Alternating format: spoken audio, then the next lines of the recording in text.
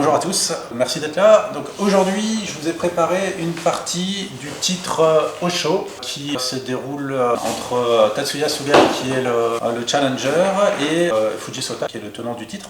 Cette partie a déjà été commentée par Andy sur sa chaîne, si vous avez vu, il en a fait 2 vidéos. Donc je suis désolé si ça fait doublon pour certains, mais comme cette partie est très importante, c'est un peu les titres majeurs, c'est un peu comme les grands chelems au tennis. Tu vois. Fuji Sota, vous le connaissez par cœur, on a vu plein de parties de lui. Donc le gars, il a 21 ans, il bat tous les records, il a gagné tous les titres.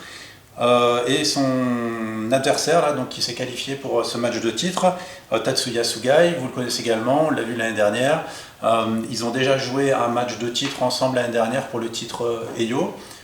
Et Tatsuya Sugai, donc, il est réputé parce qu'il va jouer une technique de tour mobile et tour 3 en particulier, ce qui à ce niveau de la compétition est de plus en plus rare. Surtout chez les joueurs masculins. Comme d'habitude, la partie c'est surtout un prétexte pour parler de shogi et de concepts généraux qu'on pourrait utiliser dans d'autres parties. Donc j'ai essayé de ne pas trop rentrer dans la variante compliquée, mais surtout d'essayer d'en tirer peut-être des principes généraux qui pourront nous resservir. Donc dans le début de partie, souvent j'ai un petit peu vite, mais comme d'habitude, si vous avez des questions, n'hésitez pas à les poser. C'est parti. Donc Tatsuya Sugai, il est sente, c'est-à-dire qu'il est en bas, et Fuji Sota, il est en haut, et il est goté, il est en haut, il joue en deuxième. La partie s'est déroulée en janvier, le dimanche 7 et lundi 8 janvier. Donc c'est parti toute fraîche.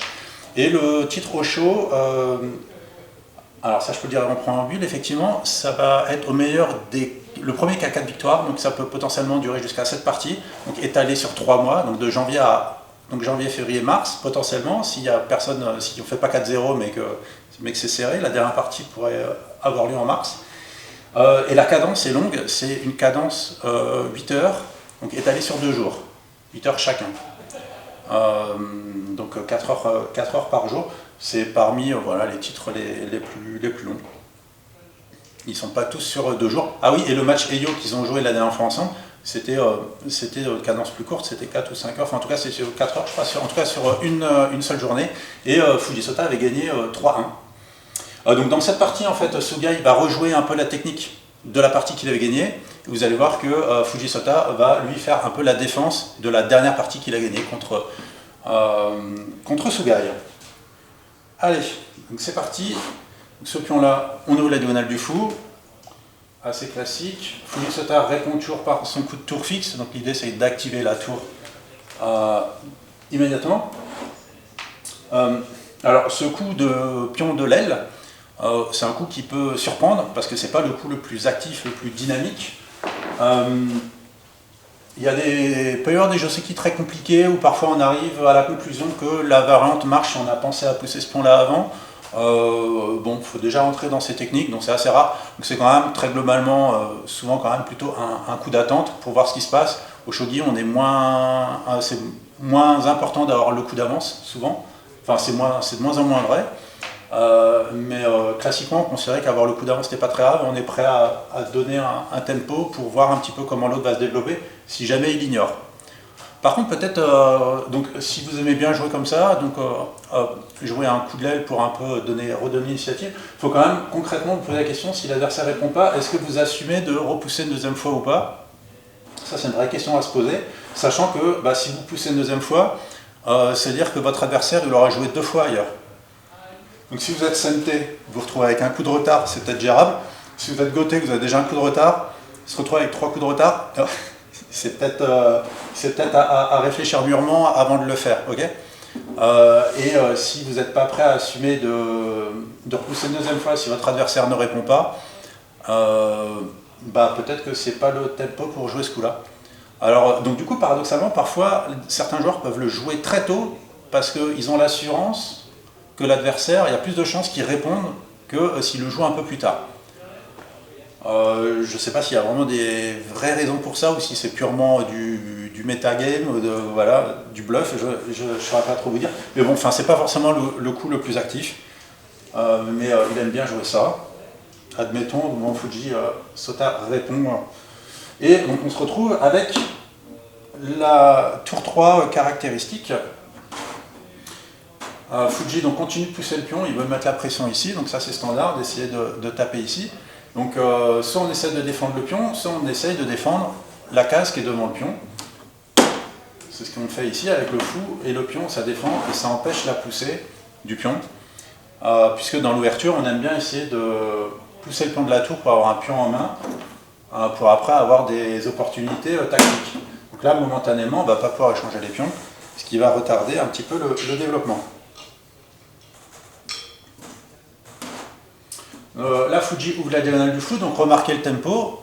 Comme très souvent dans les parties, on attend que le fou ait déjà bougé d'une case avant d'ouvrir la diagonale. Maintenant, on sait que le fou va moins s'échanger parce qu'il a déjà bougé une fois. On aurait gaspillé un coup. Et quand on échange les fous, déjà qu'on offre un coup gratuitement à son adversaire avec la montée de l'argent, si en plus on a déjà bougé le fou, ça ferait 2 coups de différence. Ça paraît assez peu probable.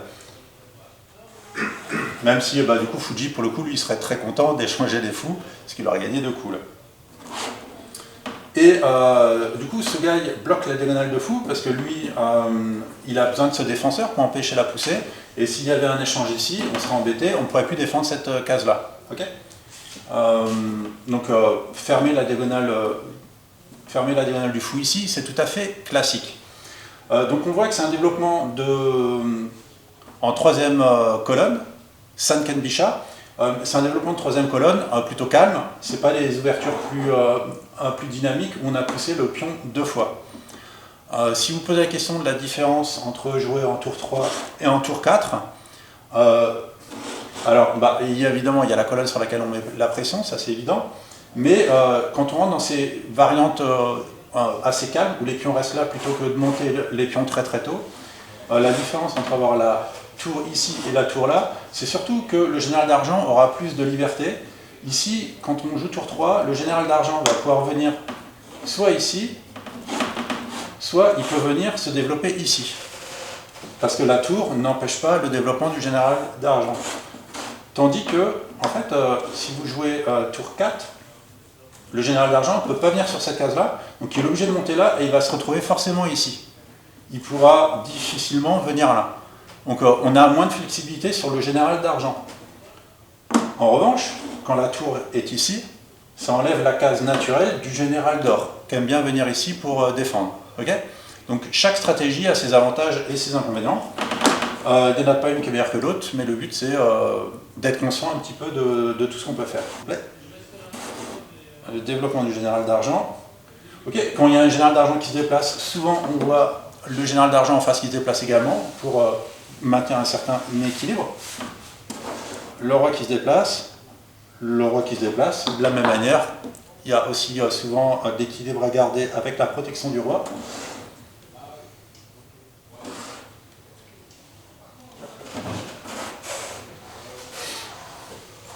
Ok, donc là, Wesley, tu vois, les coups de roi, c'est ça qu'on appelle faire un château, du coup. Donc c'est pas roqué, mais c'est plus long qu'un rock, puisque ça va prendre entre 3 et 20 coups, mais par contre on a une plus grande richesse et variété de patterns, une cinquantaine qui portent des noms, comme je le disais tout à l'heure. Le roi qui vient là.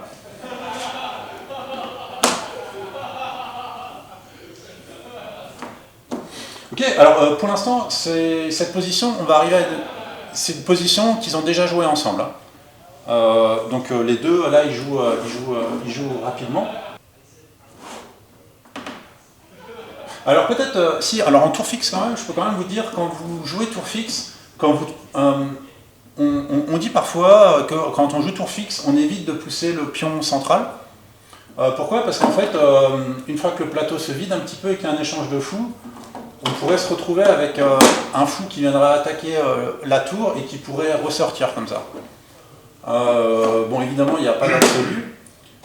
Faut juste, on ne peut pas forcément empêcher le parachutage une fois qu'on a bougé le général d'or. En revanche, ce qu'il faut s'assurer, c'est d'éviter que la pièce puisse se parachuter et ensuite ressortir. Donc c'est pour ça que souvent, s'il y a des positions avec un pion là et un général qui défend le pion, le fou il pourrait venir mais il ne pourrait pas ressortir, donc c'est quand même faisable. Donc on peut le jouer, il faut juste être conscient qu'ici, il faudra faire attention à cette diagonale. Hop là, le roi vient là. Donc là, pour l'instant, Fuji, il peut encore faire il peut faire pas mal de châteaux différents en fait. Hein. Il pourrait faire un minot comme ça. Bon, Il pourrait aussi faire un Gangi comme ça, même, mais ça paraît assez peu réaliste. Mais en tout cas, potentiellement sur le papier pour l'instant, il peut faire plein de choses. Et évidemment, il peut faire Anaguma, ce qu'on verra probablement.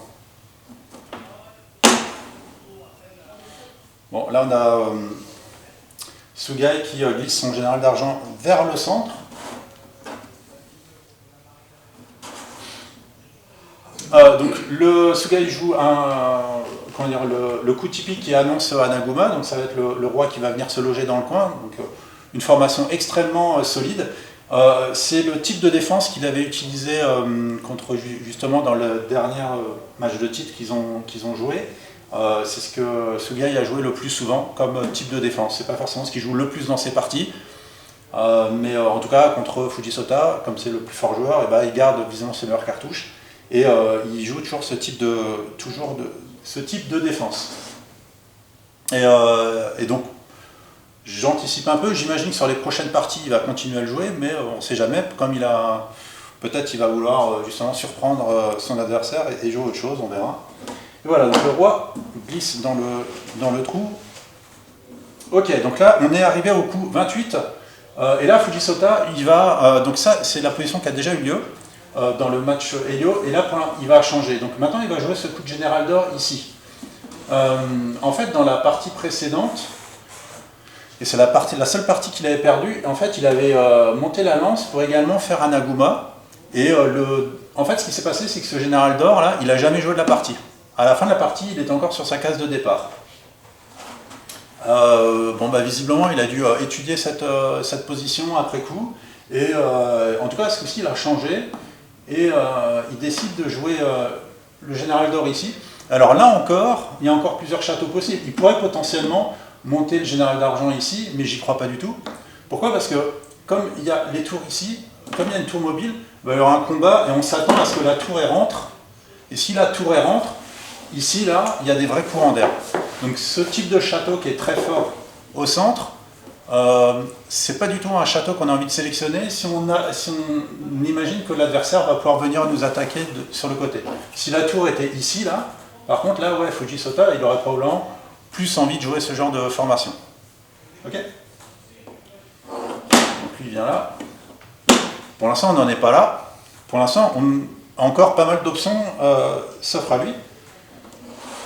Général d'argent, donc ça, c'est le coup classique.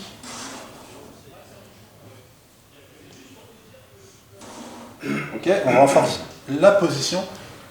Et voilà, donc ça maintenant il annonce, pour ceux qui en doutaient encore, que lui aussi va mettre le roi dans le coin ici, et faire ce château qu'on appelle Anaguma, qui est une des formations les plus solides. Oui. C'est assez intéressant parce que du coup j'ai vu une partie sur Shogi Ramen où il fait exactement la même structure, mais il y a 3 ans. Ouais, d'accord. Ouais. Et un des trucs qui m'avait déjà surpris, donc je te pose la question, c'est la montée de cet argent, donc la montée de cet or. Donc il explique dans celui d'avant là, il fait lui. Ouais. Et donc tu dis effectivement il se retrouve coincé en bas. En gros si on le fait pas maintenant et que l'attaque se déclenche, il y a un risque que je bouge jamais mon or et qu'il soit un peu pending et inutile s'il reste à côté de l'argent sur sa classe initiale. Ouais. Parce que quand je vois ça, en fait, j'ai l'impression que tu perds un des intérêts de l'Anaguma, qui est que ton or et ton argent, une fois que tu es rentré dans ta caverne, ouais. Ton or et ton argent, ils sont connectés. Une fois que tu montes ton argent, oui. Ils sont connectés entre eux. Et oui. Du coup, ça me surprend comme structure, enfin, j'ai pas compris. Oui, ok, d'accord. Alors du coup, comme je ne sais pas si ce que tu as dit a bien été enregistré par le micro, en gros, du coup, Maxime nous explique qu'il avait déjà vu cette partie sur la chaîne Shogi Ramen TV. Et du coup, il est surpris parce qu'effectivement, le fait de monter le général d'or, on n'aura pas cette formation qui est en bas en fait. Ici, là, le général d'or, des gens défendent bien l'or, ils se défendent bien entre eux, et ici, on a justement pas ça. Donc, effectivement, c'est une bonne remarque, ça va être un château Anaguma un petit peu différent. En fait, ils font le château Anaguma du même côté, sauf que ici, là, il y a un fou en plus dans la position de départ. si bien qu'on ne peut pas se retrouver exactement avec la même position. Et donc justement, c'est un des intérêts de cette partie, c'est qu'il va y avoir un débat sur les différentes formes possibles d'Anaguma. Okay.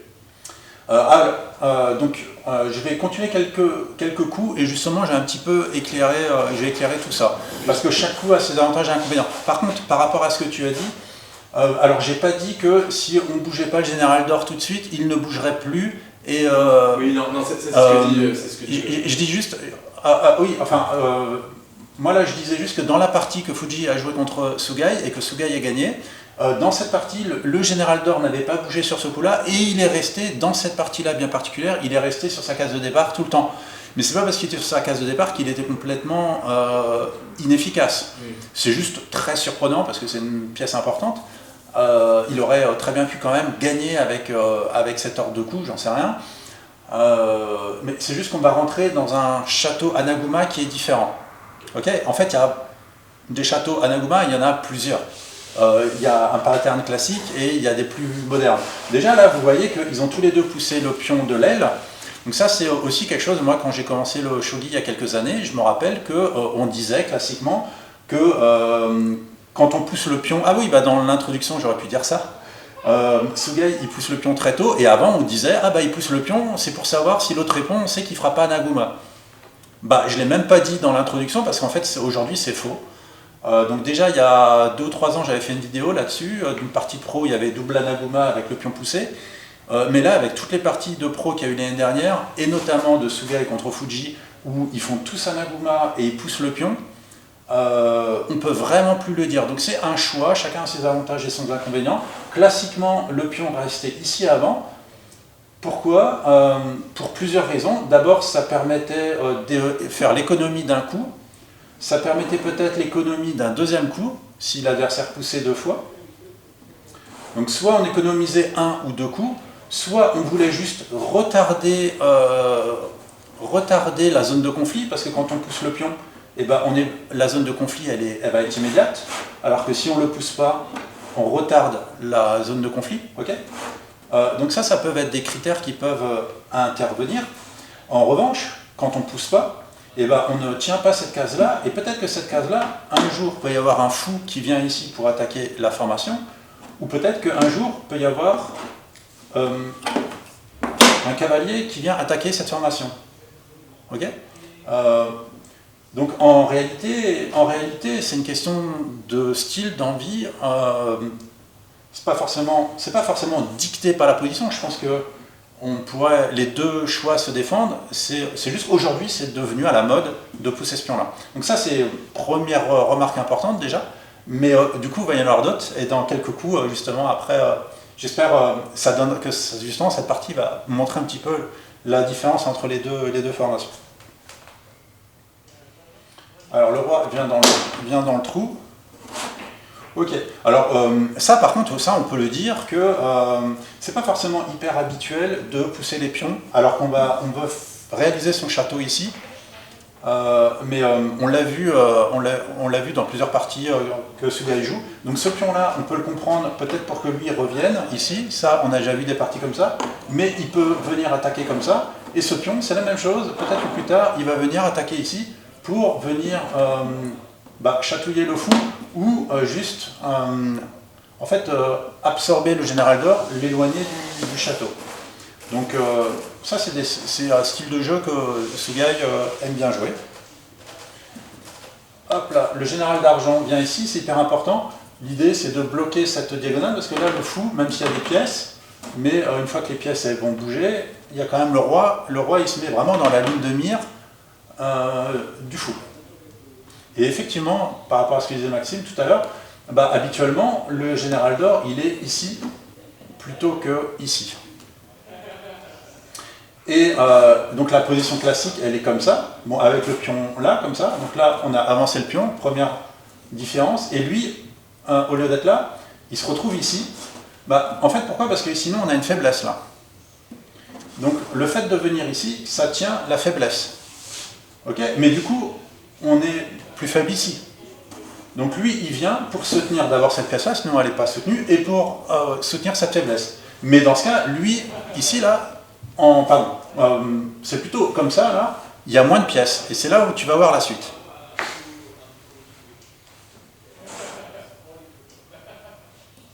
Ah, alors là, on est au coup 38.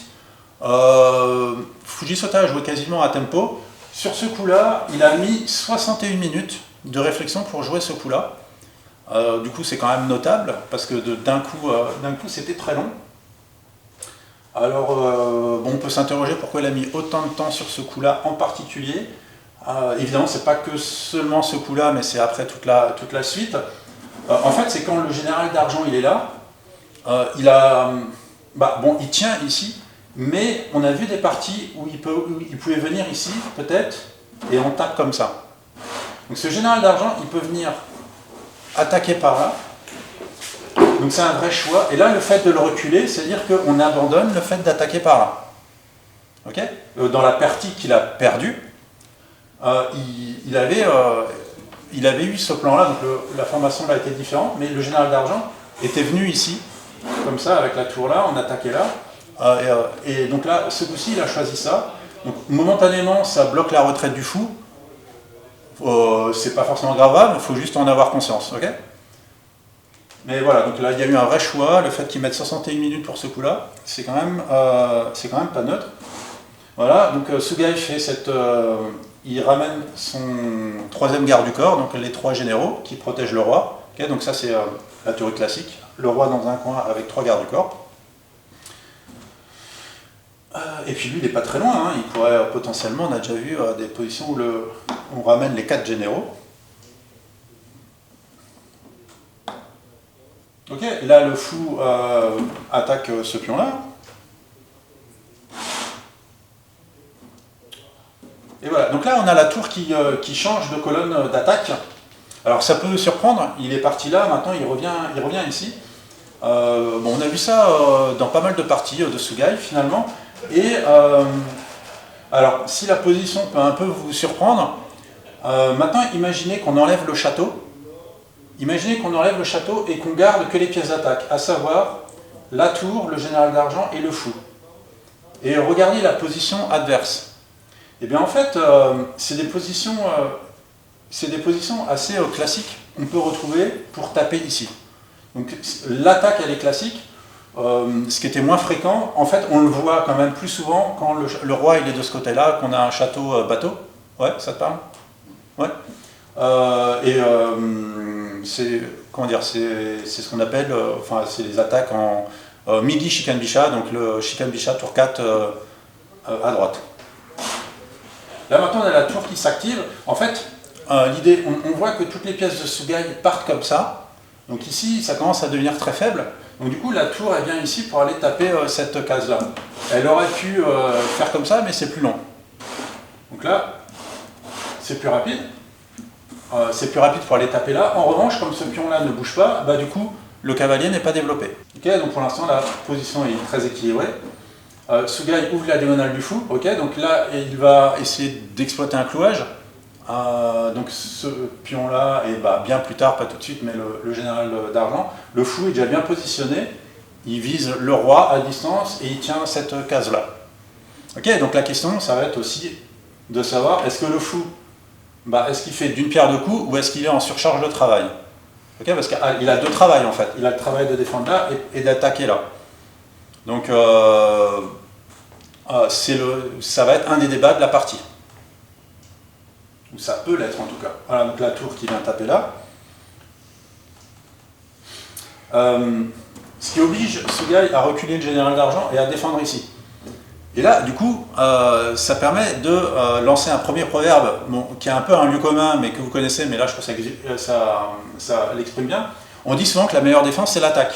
Vous voyez, Fujisota, en fait, en attaquant avec sa tour, il a obligé l'adversaire à reculer une pièce. Donc du coup, un petit peu à affaiblir l'attaque. Donc en fait, il annihile l'attaque qu'il aurait pu y avoir avec une poussée de pion en attaquant ce pion-là. Okay, et donc là, si on fait un petit bilan intermédiaire d'activité, je ne sais pas ce que vous pensez de la position, c'est probablement à peu près équilibré. Après, le fait que le général d'argent soit obligé de partir en retraite comme ça, moi je suis pas, c'est pas forcément là où je serais le plus à l'aise, mais pour l'instant la partie elle est complètement, enfin en tout cas chacun a ses chances. Ouais, Mohamed. Ouais. Mais je pense que l'argent, s'il restait à sa place, pouvait de toute façon ne pas pousser le pion parce qu'il y a le fou qui vient chatouiller la diagonale de la tour. Alors, on ne peut pas tout de suite, tu as complètement raison, effectivement, tu as complètement raison, pour l'instant on ne peut pas pousser le pion parce que le fou rentrerait tout de suite, promotion ce serait une catastrophe. Ouais, ouais. Mais comment dire, je voulais juste dire que le plan d'attaque, à un moment, ça va être ça. Donc on peut préparer en mettant la tour là pendant, et après on va peut-être pousser, tu vois ce que je veux dire. Mais le plan, l'idée c'est de dire si le général d'argent il est là, c'est pour pousser, et le fait de le reculer, c'est-à-dire qu'on abandonne momentanément cette attaque. Hop là. Et ce coup-là. Ok, donc là on peut rebondir sur ce que disait Maxime tout à l'heure. Effectivement, habituellement, le pattern il est là. Bah, d'ailleurs on le voit ici. Okay, et là, du coup, on a un pattern qui est différent. On a ce général d'argent qui vient à la place du général d'or. Okay, donc vous voyez, il a fait un beau voyage. Il a fait ça pour venir ici. Donc là, vous voyez que ces deux généraux, maintenant, ils sont très solides.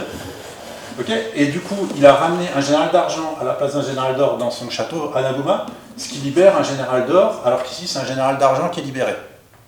Okay, ça permet d'être plus fort ici, et donc lui, il vient faire le travail un peu que fait lui normalement.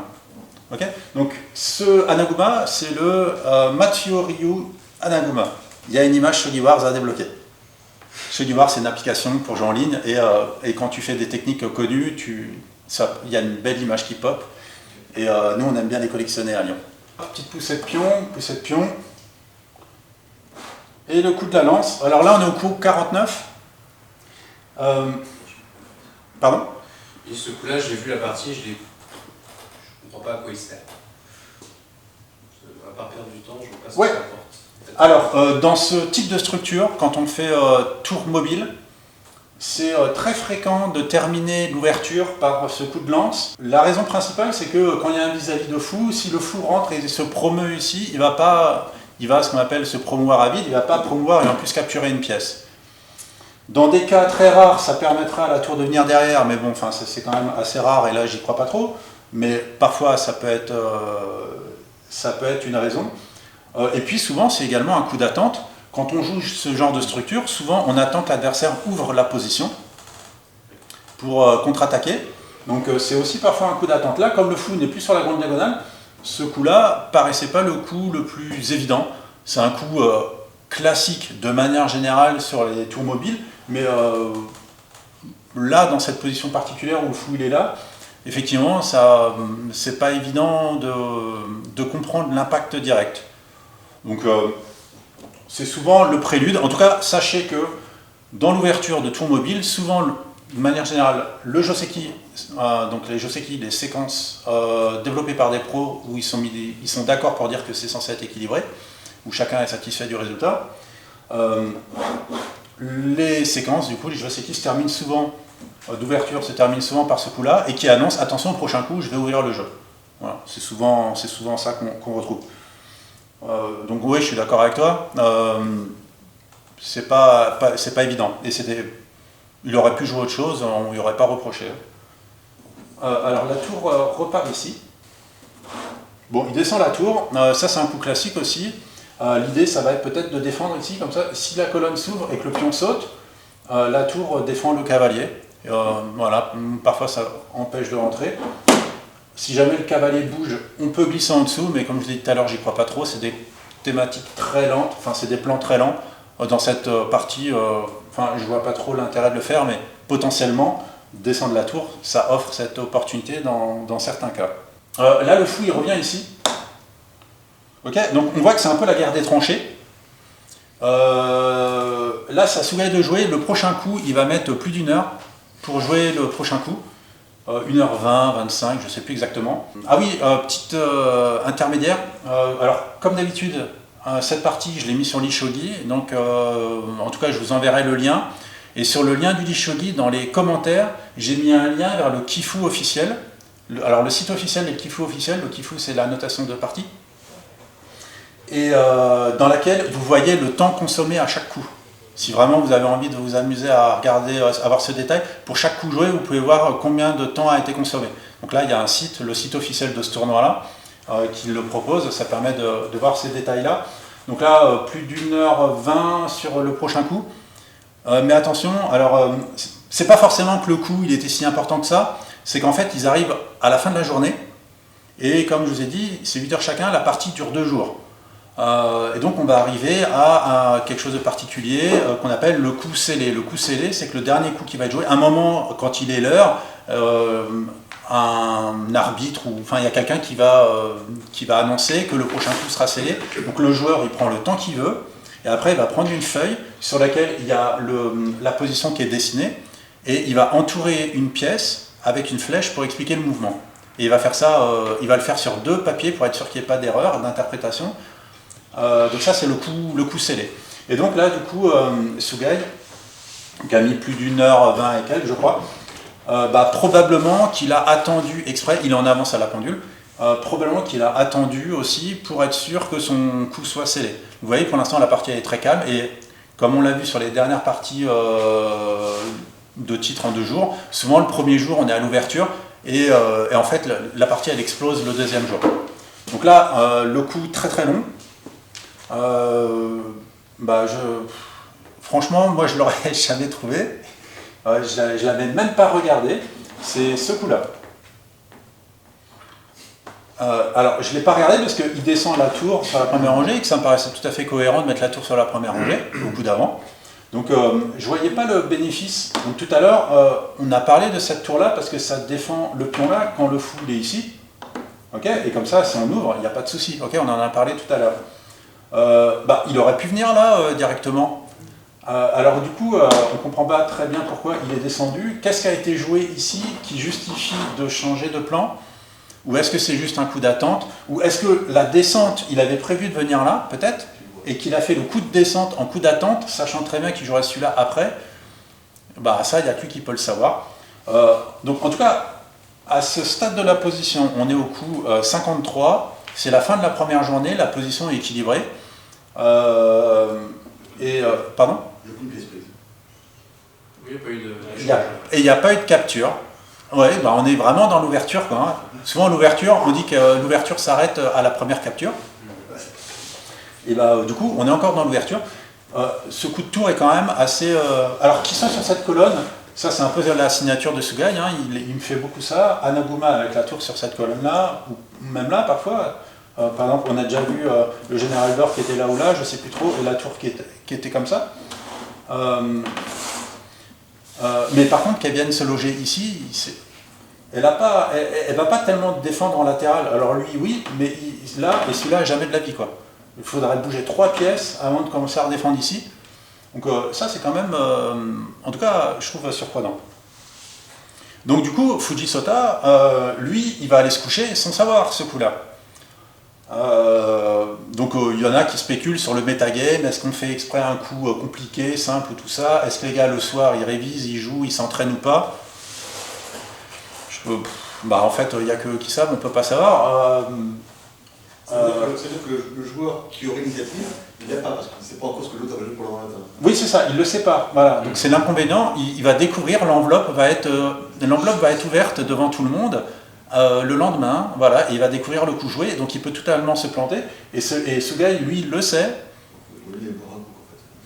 Donc il y en a qui spéculent, est-ce que c'est un avantage ou pas de faire le coup cédé?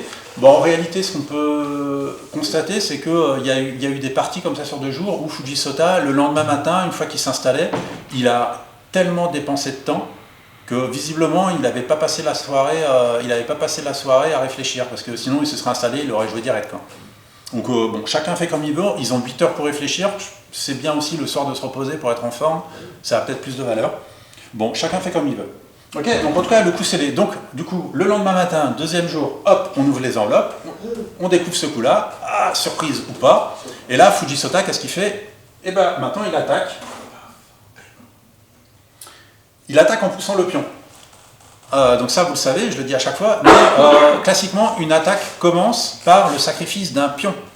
Okay, au shogi, on est souvent obligé de donner un pion avant d'en récupérer un, et on a besoin d'avoir un pion en main pour pouvoir avoir des opportunités tactiques.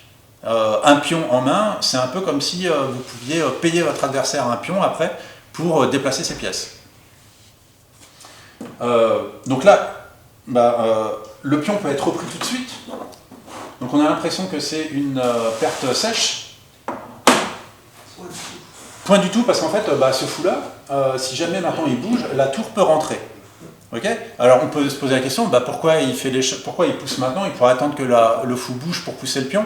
En fait, c'est juste que plus tard, admettons, hop, on remet. Imaginons que la position évolue énormément, qu'il y ait pas mal d'actions, et qu'à un moment, donc beaucoup plus tard, une fois qu'il n'y a plus le fou, on décide de pousser. Peut-être que dans ce moment-là clé, l'adversaire ne répondra pas. Ensuite, on rentre, on capture, l'adversaire ne répond toujours pas, et en fait, là, le pion promu, il empêche toujours la tour de rentrer. Okay, donc en fait, si on fait cet échange trop tard, il y a un risque que l'adversaire l'ignore parce qu'il va pouvoir profiter de 2 coups ailleurs. Alors que là, à ce stade de la position qui est très équilibrée, quand vous poussez, il n'est absolument pas raisonnable pour Sugai ici de ne pas répondre. Okay, donc en fait, trouver les bons tempos, c'est un peu comme pousser le pion de l'aile très tôt dans la partie, c'est trouver le bon tempo à un moment où l'adversaire a entre guillemets rien de mieux à faire que de vraiment répondre. Alors que si vous attendez plus tard, peut-être que votre adversaire il aura des opportunités mieux que de répondre à votre coup. Vous voyez? Donc là du coup il prend, donc effectivement momentanément Fuji perd un pion. Ok, donc il a vérifié qu'il ne pouvait pas se le reprendre dans les dents juste après de manière désagréable. De toute façon, il y a un pion sur toutes les colonnes, donc par règle, pour l'instant, c'est pas possible. Et voilà. Et maintenant, l'idée, c'est que dès que le fou va bouger, la tour, elle va pouvoir rentrer beaucoup plus vite. Ok, donc ça, maintenant, c'est plus possible, par exemple. Ouais, hop là.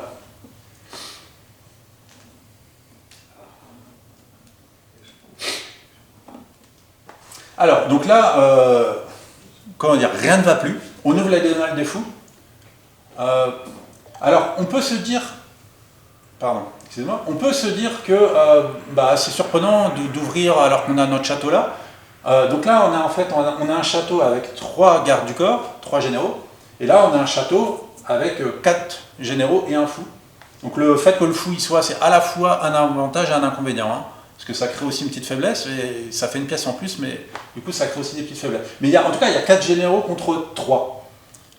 Du coup, si on échange les fous, probablement que Fuji va mieux en profiter parce qu'il a un roi qui est mieux défendu. Okay, et en plus, une fois qu'on échange tous les fous, il y aura, on pourra parachuter, la tour peut rentrer. Okay, déjà la tour rentre parce qu'on aura éliminé le défenseur, ça c'est le coup immédiat. Et une fois qu'on aura déplacé le général d'argent, il y aura probablement des coups de fou ici. On a beaucoup plus d'activité. Okay, on pourra recycler les pièces, donc on n'a pas envie d'échanger. Quand on est SNT, on n'a pas envie d'échanger. Ok, vous êtes d'accord là avec ça? Ok. Pardon? Ce jet d'argent pour après essayer de pousser un peu le fou de la show. Ok, voilà. Ok. Et maintenant, si on fait de nouveau un bilan de la position comme tout à l'heure, on fait un premier bilan et il y avait des avantages et des inconvénients de chaque côté. La position paraissait bien équilibrée. Là, je ne sais pas pour vous, mais moi je vois un fou qui défend un pion, je vois un général d'argent qui fait blocage pour pas qu'il y ait échange de fou, la tour qui tient ici. Je sais pas, moi à ce moment-là j'avais le sentiment que Sugai était quand même, ses pièces majeures étaient en train de passer leur temps à défendre, et j'ai l'impression que la position de Fujisota était déjà plus active. Alors c'est probablement qu'un sentiment, parce que chaque joueur a ses chances encore à ce moment-là de la position, mais le fait d'être obligé de lui manœuvre pour défendre un pion, pour empêcher l'échange et tout, j'avais l'impression qu'il était moins libre dans son développement. Néanmoins, il a quand même de vraies opportunités. Là. Et l'IA, il dit quoi à ce moment-là de la partie? L'IA, elle dit quoi? Ça paraît encore quoi? Il y a plein d'amis. Non, mais l'IA là, c'est stable. Regarde, okay. Rien de déterminant. C'est-à-dire que peut y avoir un petit avantage. Alors peut-être que l'IA elle préfère déjà un petit peu Fuji, mais mais de manière tellement, tellement résiduelle, et l'avantage étant tellement volatile au shogi, quand tu as un tout micro-avantage, il suffit d'un coup moyen et puis tout se retourne. Le coup le plus banal peut faire qu'une position passe de 60-40 à 40-60 sans qu'on le comprenne et que des pros 9e dan ne comprennent la différence.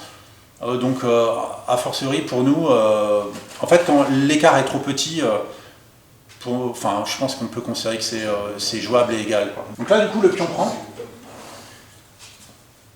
Ok, donc Fuji récupère un pion. Donc ça, c'est donc dans l'ouverture. Souvent, classiquement, on dit qu'on aime bien mettre le roi en sécurité. Donc ça, c'est fait. Check. On aime bien activer ces pièces majeures. Ok, bon, en tout cas, on peut dire check. Et un objectif intermédiaire dans l'ouverture, souvent aussi, c'est de avoir un pion en main, puisque c'est la première étape pour pouvoir se créer des opportunités tactiques pour déplacer les pièces adversaires, ce genre de choses. Après, on va essayer d'avoir d'autres pièces en main, mais donc ça, c'est un objectif intermédiaire, avoir un pion en main, qui est important. Et là, vous voyez, Sugai, en fait, il va essayer de mettre la pression pour rentrer ici. Le fait que le général d'or soit pas là, eh ben, ça crée en revanche une vraie faiblesse sur cette case. Okay, et c'est ce qu'il va essayer d'exploiter, et pour l'instant, il y a lui. Du coup, à ce stade de la partie, on remarque une chose effectivement particulière, c'est que peut-être il y a un principe fondamental qui n'a pas été à 100% respecté par rapport à d'habitude, c'est que souvent, on attend de développer 100% des pièces d'attaque avant de lancer l'attaque. Et là, vous remarquez que Fujisota, il n'a pas développé son cavalier, okay, chose que habituellement, il s'empresse de faire. Il est plutôt réputé pour sortir ses cavaliers très tôt, ce qui fait toujours peur aux débutants qui perdent leur cavalier rapidement. Mais justement, quand on est capable de les sortir tôt, sans les perdre, et ben, on prend un avantage, un vrai avantage, puisqu'on a une arme en plus en main. Donc là, effectivement, on voit que ça y est, on a ouvert le jeu, la colonne, la colonne, on a ouvert la colonne et la diagonale, alors que le cavalier est encore à la maison. Donc le coup naturel qu'on a envie de faire, c'est de pousser le pion pour pouvoir développer le cavalier. Ouais? Non, je te vois tiquer. Il y a deux trucs. Le premier, c'est que tu fais ça, t'enfermes ta tour, t'enfermes ta tour. Tu lui enlèves des possibilités de mouvement. Ouais. Et moi, alors c'est peut-être un peu pour écho, mais moi, le plus naturel, je vais récupérer un pion. Et, enfin, obsession de rentrer à la tour, moi, je parachuterai le pion. Ici? Non, encore derrière. Là? Ouais. En menaçant, comme la tour est plus sur cette colonne, tu menaces la promotion, le mouvement du fou qui viendrait... Intéressant, ouais, ok. Donc du coup, Maxime, il dit que ce coup-là ne l'intéresse pas parce qu'il préférerait faire un coup comme ça. Intéressant, très intéressant. Tellement intéressant que je peux pas te répondre maintenant parce que tu es en train de spoiler la suite de la partie. Ok, hop, Maxime, il joue comme Fujisota, mais tu joues plus vite. Mais de toute façon, ce coup-là, il l'a pas joué. Je disais juste qu'on pourrait penser qu'il a envie de faire ça et ça, mais en fait, c'était rhétorique pour vous dire que dans cette position en particulier, d'un point de vue tactique, ça ne marchait pas. Après, comme le fou et le général d'argent sont un peu bloqués, le fait de parachuter le pion derrière, il peut le faire un peu quand il veut. Donc il n'est peut-être pas hyper pressé de le faire. Oui, alors ça reste son privilège, j'en ai bien d'accord. Ouais, effectivement. En fait, moi je voulais juste dire que habituellement, souvent je vous dis, on développe toutes ces pièces avant d'ouvrir, et là il a ouvert un petit peu plus tôt. Donc là, naturellement, je voulais juste dire qu'on a envie, on s'attendait à voir ça sans avoir le temps de réfléchir. Parce que moi, la partie, je l'ai regardée en accéléré, je n'ai pas regardé en temps réel. Je n'ai pas attendu 3 heures devant mon écran. Donc je m'attendais à ça, et en fait, non, du coup, les commentateurs ont tout de suite montré que tactiquement ça ne marche pas. Pour la raison suivante, c'est ici, il y a un coup ici. Et là maintenant, il y a en fait 2 variantes. Alors, du coup, imaginez, vous prenez avec le fou.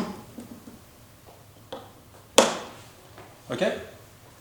Si vous prenez avec le fou, quoi? Voilà, la tour prend, le général d'or prend, et on se retrouve avec une fourchette. Ok? Et on gagne 2 pour 1. Ok? On a donné la tour, mais on gagne le général d'or a priori. Et le fou. Ok? Et du coup, on est malin, on va prendre avec le fou. Lui, il est là. Lui, il est là, ouais. Ok, donc toujours, imaginons qu'il ait joué ce coup qui n'a pas été joué puisqu'il est mauvais. Et imaginons qu'il y a toujours ce sacrifice de pion ici.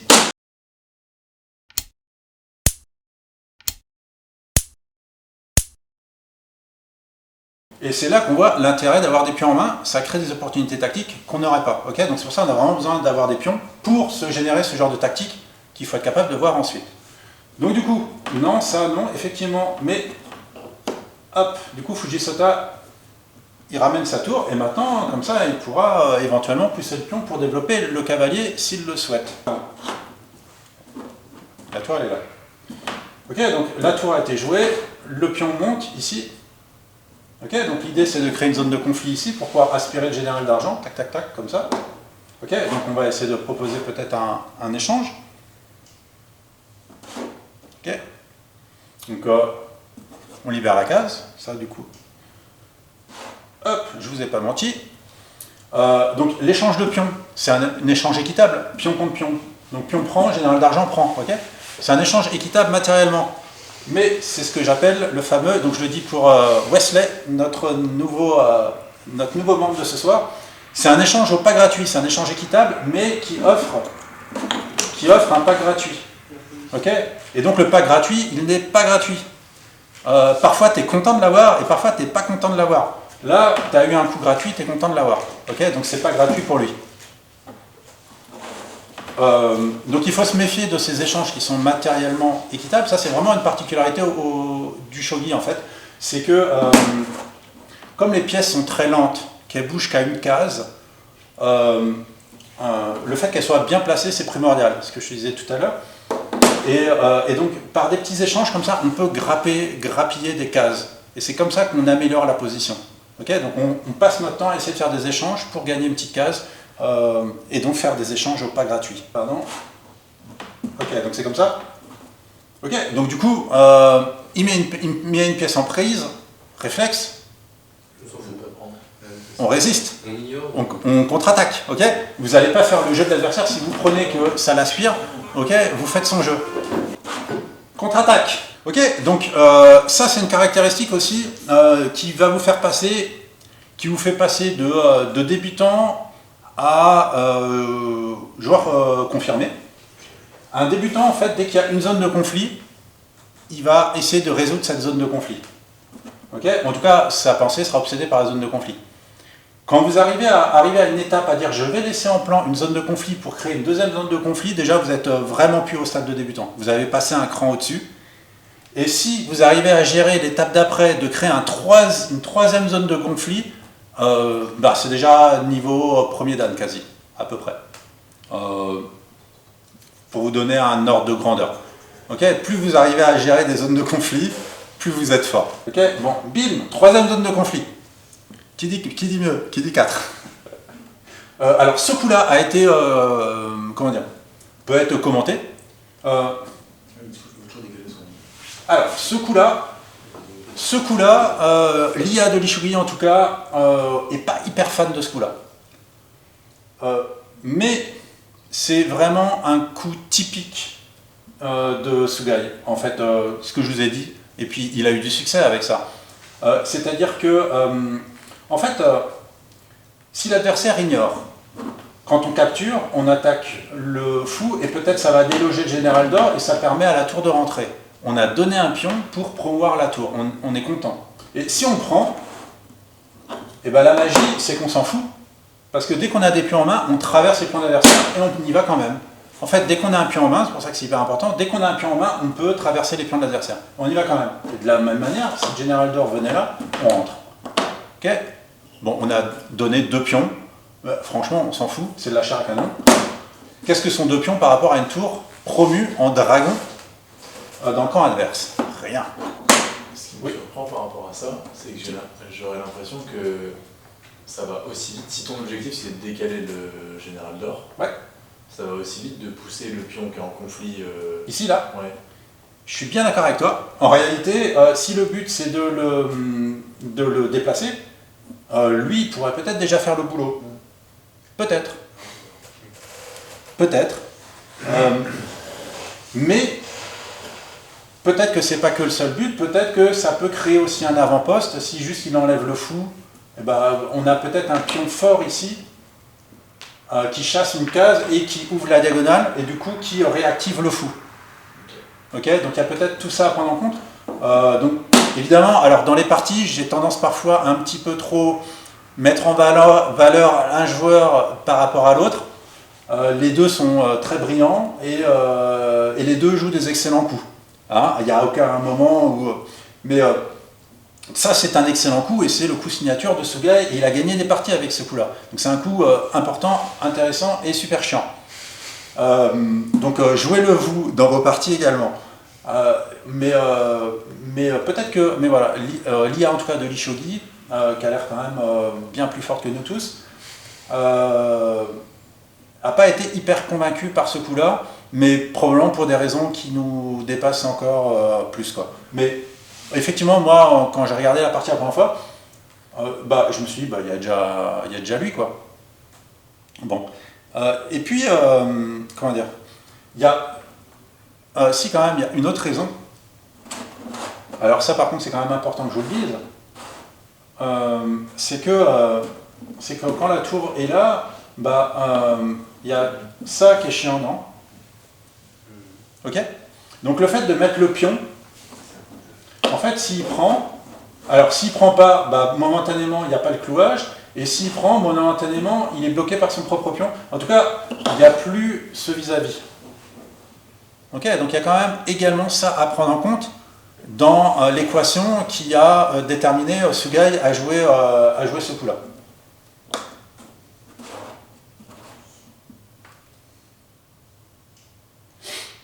Ok. Du coup, Fuji, est-ce qu'il prend? Non. Il prend ici. Ok, donc il y avait 3 zones de conflit, c'est déjà pas mal. Lui, il est là. Et lui, il est ici. Ok, donc là, ça attaque le fou. Donc le fou, s'il recule ici, la tour, elle rentre tout de suite. Donc il est obligé de tenir.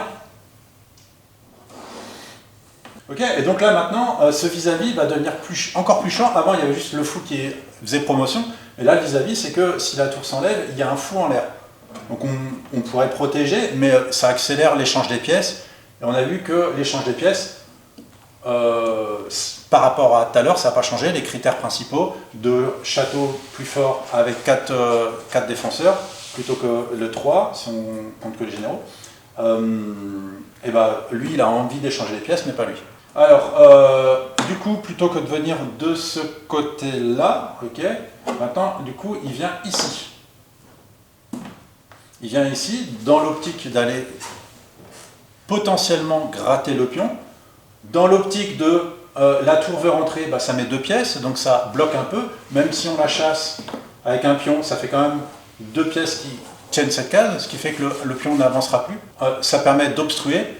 Et puis, troisième effet qui se coule de ce coup-là, qu'on va voir dans un ou 2 coups juste après. Donc, ok, mais il a ces 3 intérêts-là, ce coup-là. Le troisième que je ne vous ai pas encore dit. Ok, donc là la tour elle s'enlève parce que sinon il y avait le fou qui prend avec le vis-à-vis désagréable immédiatement. Ok, mais le fou prend le pion. Et il propose l'échange. Alors, on vous propose l'échange de fou dans cette position. Il y a eu la tour un petit peu bougée. Est-ce que vous changez d'avis? Est-ce que vous acceptez l'échange de fou si vous êtes senté? C'est pareil, le fou est toujours cloué à cause de la tour qui est de l'autre côté. Voilà, le fou, en fait, il a déjà un travail. C'est ça. Ok, donc Baptiste, effectivement, je suis d'accord. Le fou, il a le travail de défendre ce pion. Et si on échange, il ne fait plus le travail, donc il faudrait le remettre tout de suite. Il faudra le remettre tout de suite pour redéfendre ce pion-là. Du coup, on offre. En fait, on dit, tiens, toi, le fou, tu me mets où tu veux. Et moi, je suis obligé de le remettre à peu près où il était. Donc ça, c'est pas hyper intéressant. Et puis la tour, elle peut se faire attaquer un petit peu de tous les côtés. Donc une fois qu'on a un fou en main, je sais pas, genre ici, rien que ça, par exemple, c'est un peu pénible. Vous voyez? Il y a probablement d'autres coups, j'en sais rien, mais c'est trop ouvert, il y a trop d'options. C'est le problème quand on fait un château comme ça, qui est le roi est super sécurisé, mais ici, c'est un peu un no man's land.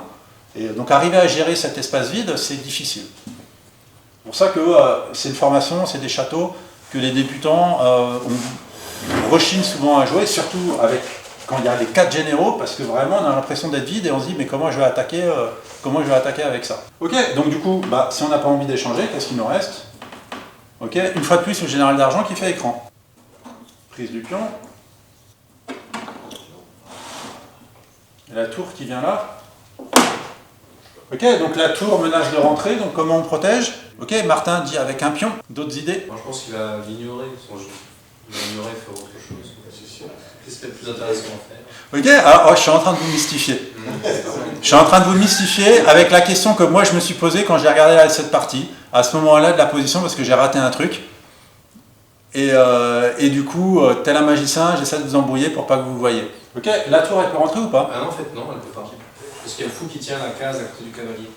Excellent, il y a un gars qui fume dans le rétroviseur.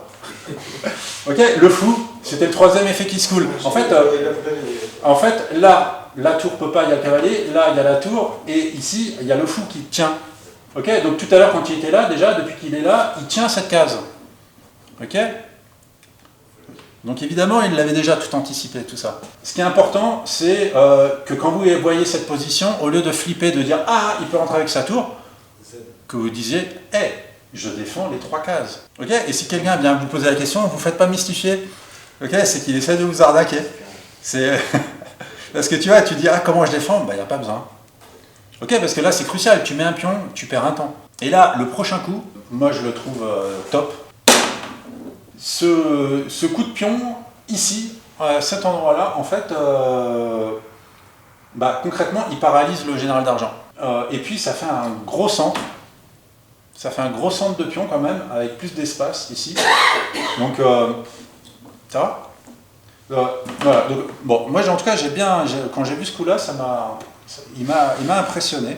Et ça écrase la position de Sugai. Elle chasse le fou. Ok, on reste, évidemment, il repart par là. Hein. Ok, l'idée, c'est de tenir toujours cette case pour empêcher, si la tour rentre, il y a un dragon, c'est la fin de tour.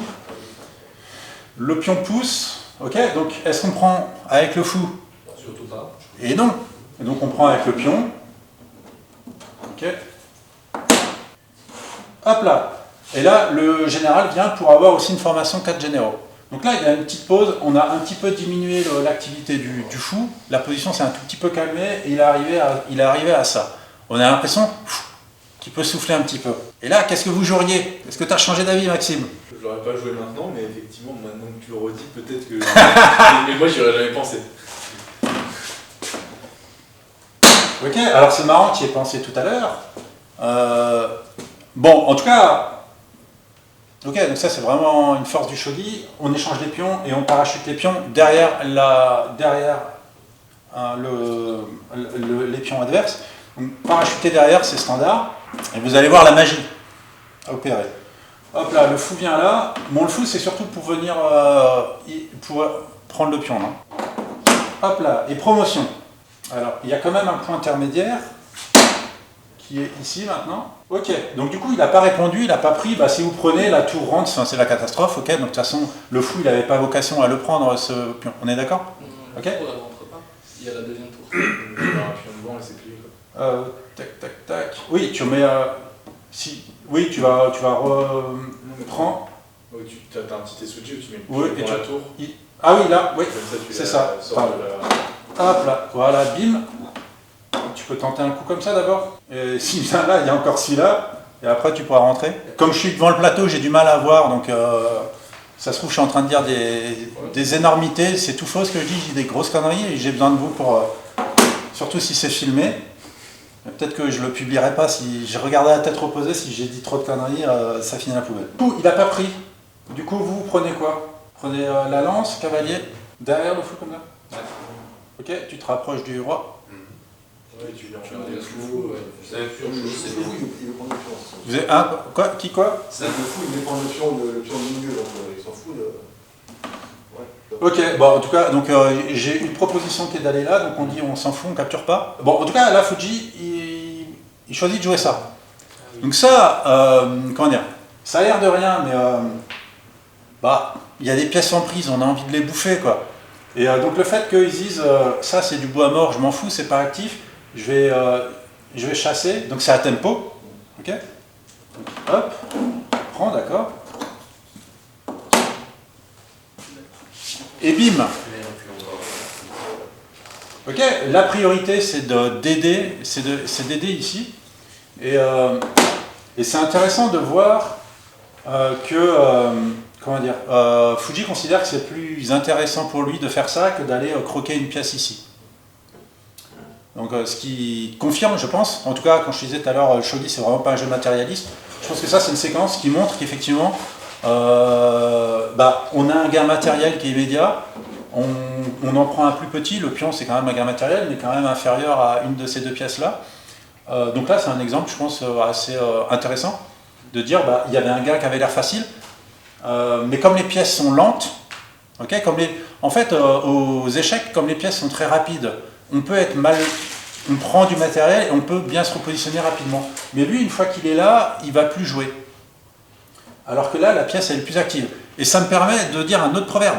Je vous ai probablement déjà dit, mais sur les tokens, donc les tokens c'est le nom du pion promu, il y a un proverbe qui dit que les pions promus sont plus rapides qu'ils en ont l'air. Bah oui, parce que regardez, il est arrivé là. Vous avez fait ça, c'était gratuit. Enfin, il a été obligé, gratuit dans le sens, il vous a gardé l'initiative, il est obligé de répondre. Et après, vous avez fait ça, il est obligé de répondre. Ok? Maintenant, vous pouvez aller là, et obligé de répondre. En tout cas, donc, il y a eu les deux coups de tokens qui ont été joués, où l'adversaire est obligé de répondre. Donc, c'est en cela, en fait, on dit que les tokens sont plus rapides qu'ils en ont l'air, et ça illustre ce que je disais aussi tout à l'heure sur le paradoxe de la force et la faiblesse. Comme le token, en fait, s'il se fait capturer, il redevient qu'un simple petit pion. En fait, sa faiblesse fait sa force. Comme il est faible, l'adversaire n'a pas envie d'y toucher. Bon, vous voyez, tout à l'heure, il y avait un pion là et un pion là. Ok, et là, et maintenant, la position, elle a quand même pas mal changé. Il n'y a plus ce gros centre de pions là. Il n'y a plus la marée de pions. Et une fois de plus, il y a un échange de fous proposé. Là, Fujisota, qu'est-ce qu'il fait? Pardon. Hop là. Il joue ce coup-là. C'est un piège. Est-ce que vous voyez le piège? Est-ce que vous capturez? En fait, donc si vous répondez, si vous capturez pas, vous allez vous prendre ça. Ok? Donc déjà, bon, si votre adversaire met une pièce en prise, alors soit il a fait une boulette, soit c'est un gros piège. Ok? Bon. Avant de sous-estimer l'adversaire, disons-nous d'abord que c'est un gros piège et essayons de comprendre en quoi c'est un piège, parce que s'il propose du matériel, c'est qu'il a envie qu'on le prenne, et donc s'il a envie qu'on le prenne, c'est que c'est censé être avantageux, a priori. Après, il ne faut pas non plus être parano, et dès que l'adversaire fait une boulette, de considérer que c'est tellement bon et de se faire arnaquer sur tous les coups. Okay, mais donc il faut de manière rationnelle voir pourquoi ça pourrait être un piège. Donc en fait, si on le prend naïvement, eh ben, peut-être qu'on va échanger les fous, ok, et qu'on va se retrouver à avoir une fourchette désagréable. Donc on ne peut pas protéger comme ça, mais on pourrait protéger comme ça, mais on va continuer à se faire embêter. Ok, et donc du coup on va perdre du matériel. De toute façon, le but c'est d'écarter les généraux du roi. Eh bah oui, alors d'abord ça l'écarte du roi, mais on donne un pion. Bon, il peut revenir assez rapidement, mais donc ça peut être un objectif s'il y avait un peu plus d'attaque. Là, je pense qu'avec 3 défenseurs, il est encore bien. Mais effectivement, ça peut être parfois juste un objectif d'éloigner une pièce. Déjà, parfois, c'est un objectif qui suffit en soi. Là, c'est peut-être un petit peu tôt. Mais là, il se trouve qu'il y a une réalité tactique concrète de gagner une pièce. Et il n'y aurait pas de compensation suffisante, parce que la tour rentrerait, oui, mais celle-là aussi, elle rentrera pareil, 1 ou 2 coups plus tard. Du coup, on ne peut pas considérer que c'est un avantage. Par contre, le général d'argent, il y serait vraiment perdu. Donc, on ne prend pas... C'est lui, ce coup-ci, qui échange.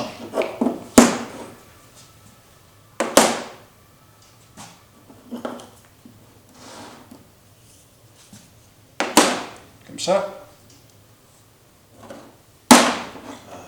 Coup de pion, ok. Alors, c'est un pion à la tête, ok, qui est protégé, donc l'or ne peut pas prendre. Et surtout, ce pion-là, il a une rangée de la promotion. Okay, c'est ce que j'appelle un pion candidat, candidat à la promotion. Je rappelle, le pion candidat, c'est une appellation d'origine non contrôlée. Ne dites pas ça aux gens des autres clubs. C'est pas le terme officiel, mais je trouve que ça colle pas mal. Terme officiel, c'est le terme anglais dangling pawn, qui veut dire pion dansant. Il y en a qui disent même chancement, mais chancement, je trouve ça hyper péjoratif. Donc, comment dire, j'arrive pas à employer ce terme-là. Alors que candidat, je trouve ça plutôt positif, et c'est candidat à la promotion.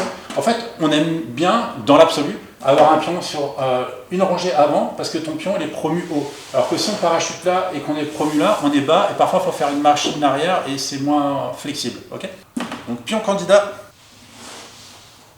Général d'or, du coup, il joue le rôle du général d'argent dans l'autre cas. On a toujours 3 généraux, donc ça va, et il vient attaquer la tour. Donc là, c'est un gros tournant de la partie. Donc là, Sugai, il est quand même bien sous pression. La position, elle lui est un petit peu défavorable, mais probablement rien d'insurmontable. Voilà, l'avantage étant toujours volatile, il suffit d'un coup un petit peu moyen précis pour que d'un coup tout se renverse. Mais là, il prend une décision radicale. En fait, c'est juste que là, clairement, Sugai, on a l'impression qu'il n'a pas vraiment de plan de possibilité.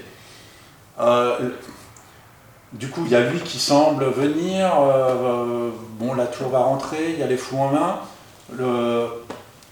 Du coup, comment dire, au lieu de perdre en disant je vais repartir avec ma tour et puis tant pis, je vais perdre à petit feu, il prend la décision radicale de laisser sa tour en prise. C'est un moment où il drop le pion, de toute façon il le sait, c'est le coup évident, quoi. Quand il drop le pion, il sait que l'or il va venir là. Il aurait pu revenir de l'autre côté aussi, mais on est bien d'accord que quand il met ça, il a envisagé ça, et que probablement il avait déjà envisagé de lâcher sa tour. On est bien d'accord qu'il ne le découvre pas là, qu'il l'avait prévu à l'avance, qu'il avait anticipé que quand il met le pion, que probablement il lâcherait sa tour. Okay, donc il lâche la tour. Okay, alors, un or, après il y aura un fou, on pourra récupérer l'or. Hein. Un or pour une tour, sur le papier, c'est inférieur, on est d'accord. Mais on a éloigné le général d'or de la défense du roi. Ok, ça c'est la première chose. Et la tour, toujours ce fameux paradoxe de la force et de la faiblesse. Une tour, même si c'est fort, peut-être qu'au moment crucial, on hésite à échanger la tour contre un général, okay, parce qu'on va redonner une pièce forte, parfois. Et parfois, le général va être mieux pour attaquer directement. Donc, c'est assez régulier dans les parties de shogi qu'à un moment décisif, un joueur ou un autre va décider de lâcher une grosse pièce, le fou ou la tour, contre un général. C'est tout à fait classique. En fait, comment dire, peu importe si dans cette partie ça marche ou ça marche pas, parce que ça c'est vraiment circonstancié, et puis nous on n'a pas le niveau tactique. N'importe qui, de toute façon, Sugai il aurait gagné contre contre même beaucoup de pros, il aurait gagné avec ce coup-là. Pas contre Fujisota, mais contre d'autres pros, il aurait probablement pu gagner. Donc la question, c'est pas de savoir si le coup il est bon ou il est pas bon, la question c'est de se dire, dans le moment où on voit qu'il y a un problème d'activité, d'envisager de lâcher une grosse pièce, parce qu'il y a quand même un petit peu de compensation. Okay, donc pour nous, l'intérêt, c'est d'avoir en tout cas ça en tête. Et il trouve un coup, alors que, toujours que l'Ishogi, elle n'est pas forcément hyper ok avec ce coup-là tout de suite. Elle propose de mettre le fou tout simplement ici tout de suite. Ok, du coup, voilà, s'il prend. Ouais, alors en fait, l'IA dit le fou là, s'il le reprend, d'abord pion promotion d'ailleurs. Même pas reprise, d'abord pion promotion. Donc du coup, ce coup-là paraît peut-être un tout petit peu lent d'après l'IA. Hein, pour nous, on serait déjà très heureux de trouver ce coup. Ça fait quand même 2 pions candidats. C'est long, et puis surtout, j'ai l'impression que le fait de promouvoir ce pion-là, ça te permet derrière de menacer la tour quand tu as la retraite du fou. Alors, donc, du coup, promouvoir ça permet de quoi, pardon? Dans la séquence que dit Shogi. Ouais, le fou là, le reprend et lui token. Parce qu'en fait, et après, tu as une suite. Non, mais en fait, c'est surtout que sans ce pion-là, on n'a pas trouvé ce super. Ah oui, bah oui, il n'y est pas, pardon, excusez-moi, je dis n'importe quoi. Le truc on a juste lui et un fou là. Ouais, parce que le truc qui est tentant sur cette séquence-là, c'est que tu vas retraiter ton fou, tu menaces ta tour, Alors, donc attends, je vais carrément le poser. Je vais carrément le poser. Donc, ça, Tu fais ça, tu prends. lui, il prend, Ton envie, c'est de retraiter ton fou. et ça. Ouais, parce que si tu le fais pas, en fait, le truc étant, tu retraites ton fou, ça menace la tour. Là, ici. Donc là, du coup, à lui de jouer d'abord, il fait ça. Ok. Et là, tu prends là. Ouais. Et le fait d'avoir fait ça, ça fait que tu vas empêcher aussi la tour de rentrer, en fait. Parce que le truc que tu as envie de faire, enfin, en tout cas, moi, le truc que j'aurais envie de faire sur cette séquence-là, c'est que tu retraites ton fou, ça menace la tour, elle va vouloir transbahuter pour attaquer, elle va changer de colonne, a priori, pour essayer de rentrer, et sauf que tu as envie de lui mettre un pion sur la gueule pour l'empêcher de rentrer. Ok, donc là, du coup, comme je sais pas, Maxime, il explique qu'effectivement, ça chatouille la tour qui va partir. Mais en fait, non, je pense que là, non. Pourquoi? Parce que d'abord, la tour, elle est protégée. Ok, je pense que le pion va plutôt prendre là. La tour est protégée, on va la laisser, et surtout, on en a déjà une. Donc pourquoi se faire chier à bouger la tour pour essayer de rentrer, alors qu'on peut se la laisser croquer peinard et mettre l'autre tour qu'on a déjà? Tu vois ce que je veux dire? Ouais, carrément. Ok. On en a déjà une. Donc, ok, on va lui laisser l'autre. C'est pas grave. Et puis, on sera content d'avoir. Tu vois, si on récupère quand même le fou, on a une tour et 2 fous pour attaquer. Tu vois ce que je veux dire? Donc là, je ne pense pas. Alors, j'ai pas regardé, j'ai pas analysé plus que ça. Mais ayant déjà une tour, en tout cas, mon premier réflexe, c'est de dire, elle est déjà défendue. Je ne vais pas prioritairement vouloir la défendre. Ok. Et puis, parce que le Pégase, le fou promu, il avait vocation quand même à attaquer le château. Et ici, on essore l'attaque. C'est-à-dire que lui, il s'enlève un attaquant quand même, qui va devoir il remettra la tour durement capturée, mais il s'est quand même enlevé un attaquant alors qu'il avait déjà un fou qui était à proximité. Donc, ça paraît, en termes de vitesse, ça paraît contestable. Ouais, carrément. Ok, merci beaucoup. Et donc, on peut remettre le pion. Peu importe ce que dit l'IA, parce que d'ailleurs c'est une IA que j'ai consultée, mais j'en ai pas consulté 15, et il y a probablement un jour une IA qui sera plus forte, qui pourra dire que ce coup-là, il est vraiment meilleur en fait. Okay, donc c'est aussi se baser sur l'IA pour dire qu'un coup est bon ou pas bon. Moi ça me plaît pas trop, parce que si l'IA elle est 13 dan, mais le jour où on a une IA 15 dan ou 18 dan, peut-être qu'elle va changer d'avis. Ok, donc moi je m'arrête à dire, il y a un mec, il est joueur pro, il est 8ème dan, il est dans un match de titre, il joue ce coup-là. J'aimerais bien jouer comme lui, et je me pose pas la question de savoir si le coup il est bon ou pas, quoi. Okay, il est bon par principe, et en tout cas c'est l'idée qui est intéressante, quoi. Est-ce que moi dans mes parties un jour je penserais à lâcher la tour, à mettre le fou, à même pas reprendre pour faire token? Ouais, est-ce que mais c'est quand même, donc bon, du coup il se prend ça. L'idée est belle quand même. L'idée elle est belle parce que, c'est ce que disait Baptiste tout à l'heure, ça extirpe un général, ça l'écarte du roi. Okay, le roi, en fait, on a envie de le déshabiller, on a envie de le mettre à poil. C'est des gardes du corps, il faut se débarrasser des gardes du corps avant d'accéder au roi. Okay, c'est toujours comme dans les chevaliers du Zodiaque, il faut battre chaque chevalier avant d'arriver au dernier chevalier d'or. Là c'est pareil, quoi. Donc le fait que ces deux généraux s'éloignent du roi, ça paraît positif. Et donc du coup, Sugai, effectivement, il a lâché un pion, mais pour un petit peu aspirer. Et du coup, il y a cette fourchette. Alors, coup intermédiaire quand même.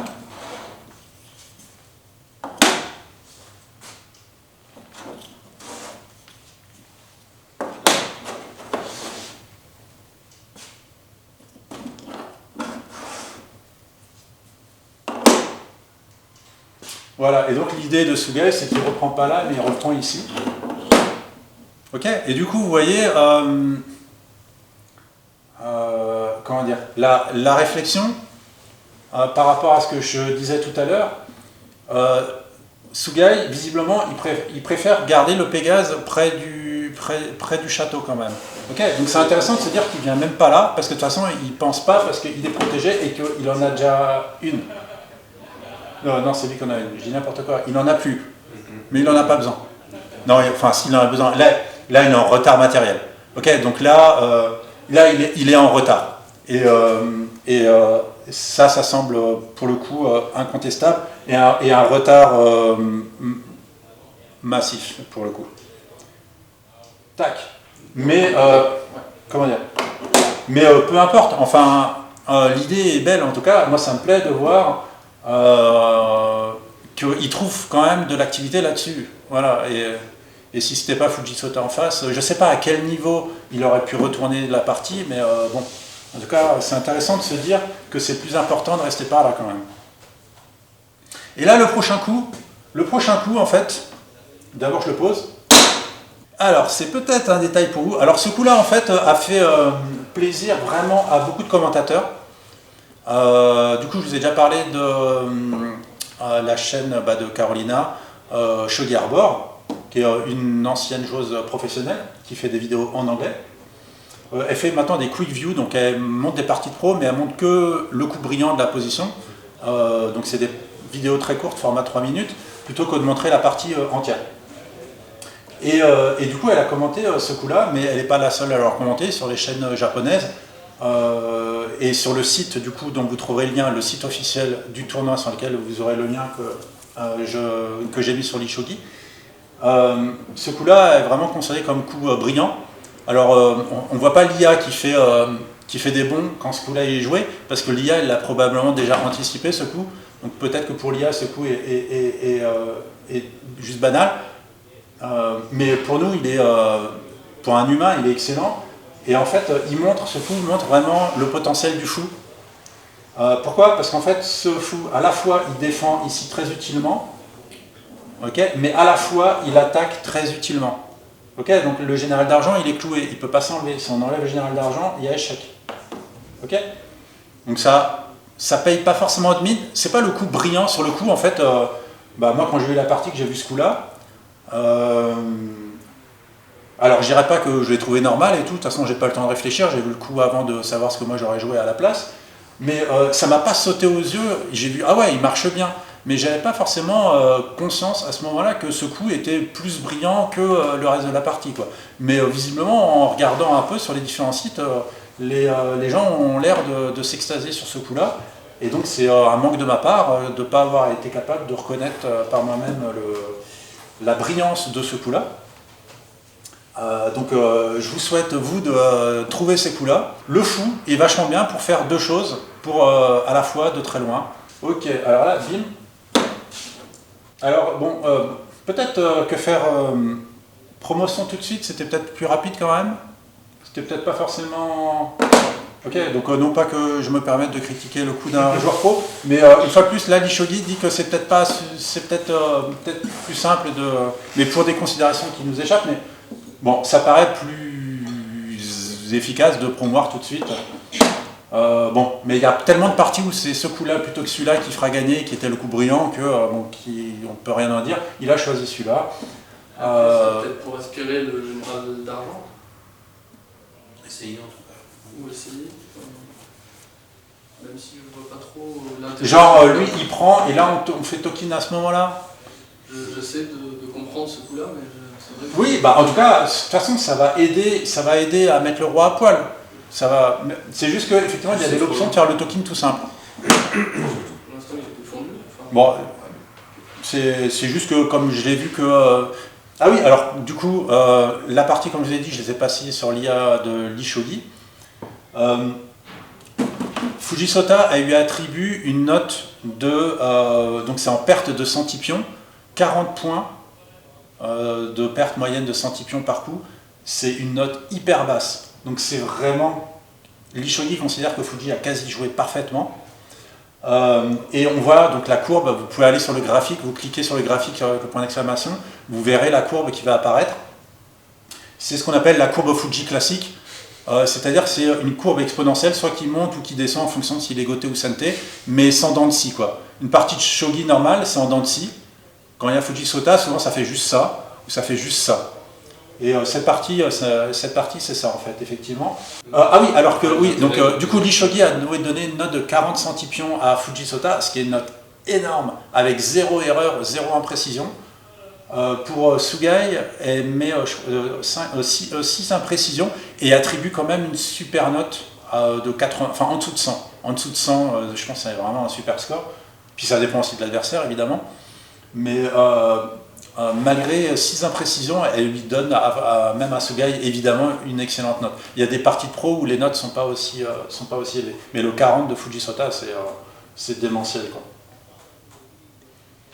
Ok, donc ce pion-là. Ok, donc ça c'est la force des grands champions aussi, de savoir mettre un coup de défense au moment où il faut, et Fujisota il est tellement fort pour ça. C'est quelque chose qui arrive régulièrement dans les parties de Fujisota, il attaque, et une fois que même nous, en tant qu'amateurs, on commence à ressentir qu'il a un avantage intéressant, et ben c'est souvent à ce moment-là, on le voit refaire un coup de défense.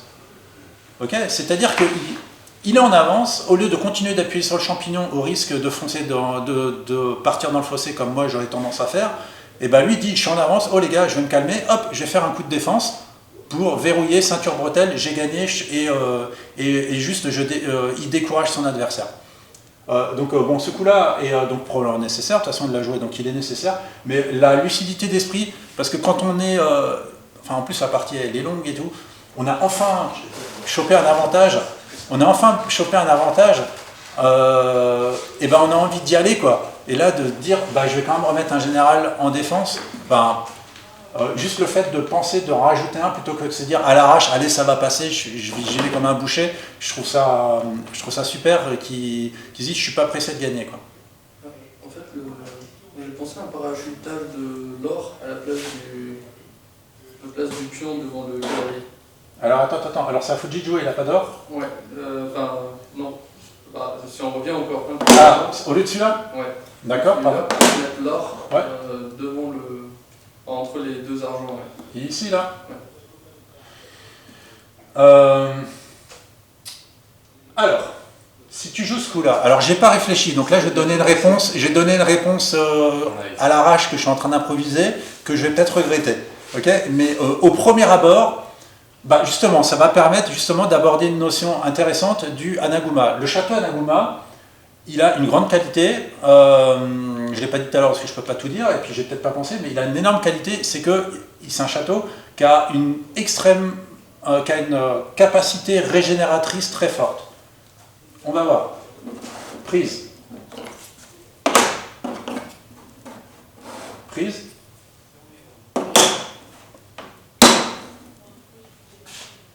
Et là, du coup, comme j'ai pas réfléchi à ta variante, je me dis le fou part en retraite. Et après, on réfléchit. Donc, je sais pas si c'est bon la variante, parce que du coup, je regarde la tête reposée, mais c'est mon premier sentiment. Capacité régénératrice, est-ce que là, du coup, vous sentez, on a enlevé un général, et finalement, on a pu en remettre un à tempo, souvent. Ok? Donc, il a refait son château, et il regagne l'initiative. Tu vois ce que je veux dire? Donc, et là, pour le coup, en plus, je pense qu'il serait content de récupérer un or qu'un argent. Non? Je ne sais pas ce que vous en pensez. C'est presque mieux. Hein, tu vois, je pense qu'il a amélioré son château, me semble-t-il. Ok, donc ce château Hanaguma, il a vraiment cette capacité régénératrice, il se refait comme un sous-neuf, comme dans Fortnite, si vous avez déjà joué. C'était détruit, on reconstruit. Ok, donc ça, c'est une des vraies qualités. Ok, ça te va? Bon, je pense qu'il est plus fort, le château, là. Okay. Ouais, donc là, Sugai, il est en retard matériel. Hein. Ok, donc là maintenant, il y a Général d'Argent qui attaque le Pégase, le fou promu. Donc là, le prochain coup, il est intéressant, c'est que, au lieu de battre en retraite, considère que c'est plus intéressant de faire promotion, comme ça, prise, ça avance le token. Du coup, le token, il a un pas gratuit. Okay, donc il y a une petite perte, okay, mais on a enlevé un général du château, donc le château est un peu plus à poil. Ok, donc l'idée c'est que sur échange, on est quand même content d'avoir eu un token qui vient à la place et qu'on a gagné un général d'argent. Vu qu'on est très proche du roi, entre avoir un fou ou un général, souvent le général même c'est mieux que le fou. Ok, donc en tout cas, après là, c'est pas juste un fou, c'est un fou promu, c'est un Pégase, donc le Pégase il est objectivement meilleur puisqu'il a le même pouvoir que lui et en mieux. Donc le Pégase est forcément meilleur que le token, mais c'est pas très grave du coup. Ok. Donc c'est plus important d'abord d'avoir le token plutôt que de battre en retraite. La tour vient ici. Ok, donc là maintenant les pièces majeures rentrent en jeu, tu vois, ça va plus vite de mettre celle-là que de celle-là. De toute façon, il faut bien... Fujisota, il n'est pas du genre économe, il n'est pas du genre à garder 50 000 pièces, à dire ça servira plus tard. Ok, lui, il a des pièces, il les joue avec. Ok, moi, quand je joue à Final Fantasy, je finis le jeu, j'ai jamais utilisé la super potion parce que je me dis toujours la super potion, elle va me servir pour un autre boss. Et du coup, je la joue jamais. Bah, lui, la super potion, il la joue dès qu'il peut. Et il a raison. Ça sert à rien de. Quand vous aurez perdu, vous aurez bien dit ah, j'ai perdu, j'avais encore une super potion. Bah, t'es con, t'aurais dû la jouer. Donc là, la tour, il la joue. Et alors, donc le fou qui vient là, on avait dit que c'est un coup brillant parce qu'il clouait le général d'argent. Donc, à quoi sert un clouage si on ne l'exploite pas? Ok, à rien. Au shogi, donc ça aussi, c'est une différence par rapport aux échecs. Aux échecs, pour se défendre, on se protège. Et on n'a pas tellement la notion que la pièce est clouée, puisque quand l'adversaire fait les échanges, après il n'y a plus rien. Au shogi, c'est l'inverse. Le clouage, c'est une catastrophe, puisque les pièces reviennent en jeu. Donc une pièce clouée, c'est la mort au shogi. Donc là, lui, il est cloué. C'est quoi le risque? Bah déjà, c'est une perte matérielle, tout simple. C'est, ce coup-ci, ça va être ça. On prend et lui ne peut pas reprendre parce que sinon il y a perte. Okay, donc il y a des cas où on va aller gagner la pièce clouée. Là c'est différent, c'est que du coup la pièce clouée ne fait plus le travail. Donc là c'est un clouage plus classique comme on peut le connaître aux échecs, juste de gagner une pièce. Okay, et là du coup Sugai il répond avec ça. Ok, alors s'il répond avec ça, bon, du coup je suis désolé là j'ai un petit trou de mémoire, je sais plus trop. Mais il aurait pu aussi, le plus solide, ça aurait été de remettre le général d'or, ok. Ça aurait été le plus solide, le plus raisonnable. Mais franchement, dans cette position, vous avez vraiment envie de lâcher votre dernière pièce d'attaque. Là, c'est un aveu de défaite. Si vous faites ça, vous dites je perds à petit feu sans contre-jeu. Donc du coup, on peut comprendre qu'il n'ait pas envie de parachuter ce général d'or et qu'il fasse ce coup-là. Du coup, ça attaque la tour vient prendre le cavalier. Alors, l'autre option, ça aurait été, au lieu de mettre la tour là, de la mettre un tout petit peu plus loin. Et du coup, sur cette réponse, au lieu de croquer le cavalier, ça aurait été du coup de faire l'échange ici. Ça aurait été un petit peu compliqué aussi. Parce qu'on aurait pris, il aurait repris, et puis on aurait pu prendre, on aurait fini avec un fou là, on aurait un petit peu tout essoré ici. Bon, ça aurait pu être jouable. Mais là, du coup, il est venu au contact, il est venu près. Là, ça attaque, et lui prend le cavalier. Alors, comment justifier que maintenant ils prennent le cavalier par rapport à tout à l'heure? Il aurait pu le prendre avec le token, il ne l'a pas fait. Okay, il faut essayer de trouver une réponse pour être cohérent. Donc, dans quel cas est-ce qu'on prend? Dans quel cas est-ce qu'on ne prend pas? C'est évidemment une question extrêmement compliquée, on ne peut pas avoir la réponse absolue, mais il y a un petit indice. Si vous envisagez de capturer une pièce et que vous savez la réutiliser immédiatement, vous en avez l'utilité ou le besoin, dans ce cas, probablement que c'est une bonne idée de prendre, parce qu'il y a une suite. Si par contre, vous encaissez une pièce en me disant « j'améliore mon compte épargne pour plus tard, un petit cavalier, une petite lance, un jour, ça pourrait toujours me servir pour ma retraite », il y a des risques que le coup il soit moins efficace. Ok, d'accord? Donc, du coup, tout à l'heure, il n'a pas pris, peut-être qu'il n'y avait pas de bon parachutage de cavalier efficace dans la foulée, ou en tout cas que ça c'était encore meilleur, peut-être que les deux étaient bien, mais que ça c'était meilleur. Là, c'est différent, il a pris le cavalier. Donc, s'il prend le cavalier, attendez-vous à ce qu'il l'utilise rapidement. Okay, et vous, posez-vous la question, si je ne sais pas l'utiliser rapidement, est-ce que vraiment je vais aller perdre un tempo pour prendre le cavalier ou la lance? Donc là, maintenant, bon, il repart, ici. Bon, une autre option, ça aurait peut-être été de venir là pour pouvoir pousser le pion token, quoi. Bon, là, pour le coup... Alors, maintenant, il retraite, il repart. C'est pas pareil que tout à l'heure, parce que maintenant, il y a un token quand même dans l'histoire. Tout à l'heure, il n'y en avait pas, il serait reparti sans token. Là, il a quand même gagné un token, qu'il n'aurait pas pu avoir s'il était reparti. Je vous ai spoilé, je vous ai pas menti. Ok, donc il a pris un cavalier, mais c'est pour le réutiliser. Ok, donc le but, toujours, c'est de déshabiller le roi pour mieux le mater. Un jeu de mots chez vous. Là, par contre, maintenant, ce coup-là ne marche pas. Vous voyez pourquoi ou pas? Tu prends cavale, bah oui, mais pour toi, tout est évident, Maxime. T'es fort. Là, ça ne marche pas parce qu'effectivement, du moment où il prend l'or qui est derrière avec le cavalier, ouais. Même s'il s'amuse à reprendre avec le... Bah lui, c'est... Ouais, avec... Bah, il peut toujours pas prendre avec le... Il peut toujours pas prendre avec le général d'argent. Il est obligé de prendre avec le général d'or. Et puis il y a la dragon qui reprend. Okay. Et là, maintenant, le dragon reprend. C'est ça. Ok. C'est le futur. Ok, Après, il y a c'est bon? et c'est fini. Donc, commencez à voir la brillance éclatante de ce fou qui est sur la bonne diagonale.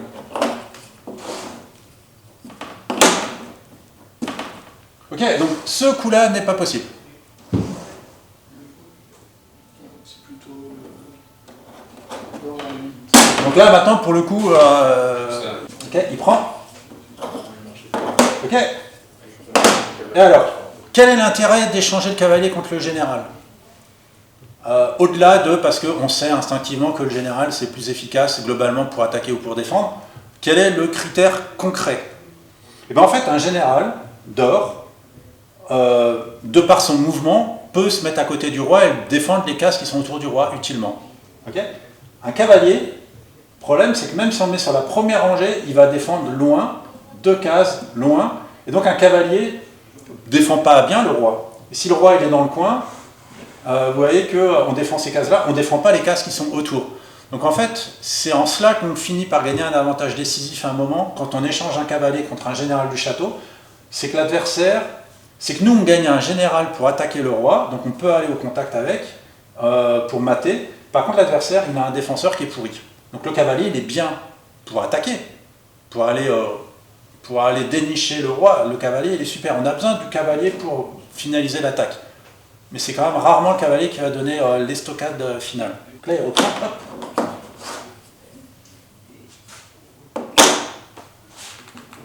Puis, la puissance de ce petit coup de pion.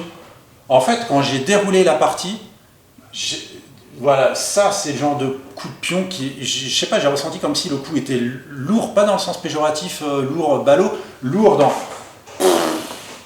le rouleau compresseur, juste un petit coup de pion, quoi.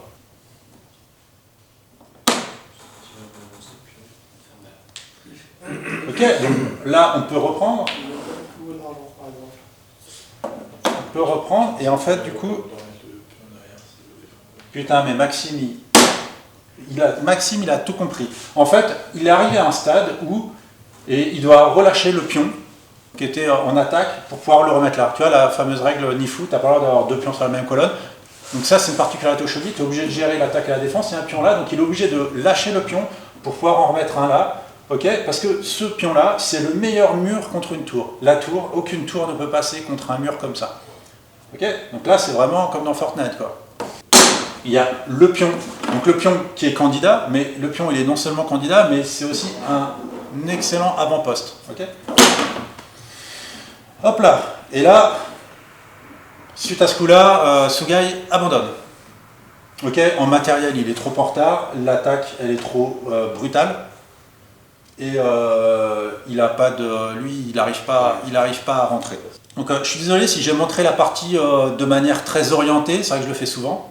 Je m'implique un peu plus pour un joueur plutôt que l'autre.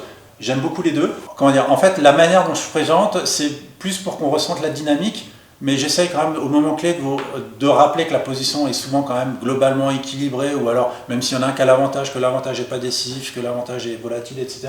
Sugai a essayé de dérouler son plan.